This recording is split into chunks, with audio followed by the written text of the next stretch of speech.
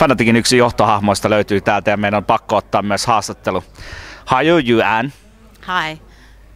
You didn't ask me in English, sorry. How are you? I'm very well, but exhausted. It's been a long weekend at DreamHack, but a really good weekend.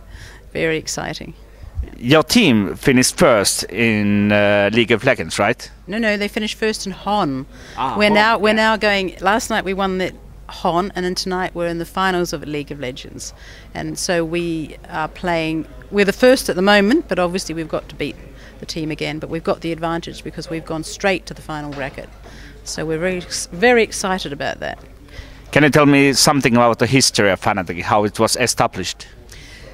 2004, my son Sam asked me could I help him with the finances of Fnatic because he wanted to form a gaming team, and I started off helping him. I'm actually a physiotherapist by training, and since then, that's 7 years ago, it's just grown. I've become the finance director. Sam has now moved into making websites, so now I've become more and more involved, having to do more and more work, and it's just grown and grown and grown, basically. And we've got some great team, great journalists, great managers, and thanks to them that we're growing, and thanks to great players, basically. Was it hard to get into esports? It took, for me, a while to understand it, because obviously I've never played games. I have no idea about them, but the more I've come to watch, the more I've been to events, the more I understand it, so I'm growing with it. And I think this last year I've learnt even more, especially about streaming, and that's become a big deal, and I think now I've got a really good picture of it. It helps to manage the business even better. Can you tell me something about the disappointment in Counter-Strike World Cyber Gamesiin final?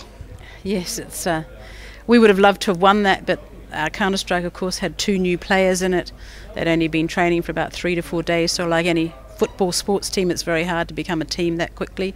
They wanted to go to World Cyber Games, they'd love to go to World Cyber Games, but unfortunately, even though we would be willing to pay their flights, it's just too expensive because of the license fees, etc. And an overall figure of flights and license fees of 15,000 would make it just not practical at all, which is a real shame because we would have loved to have gone.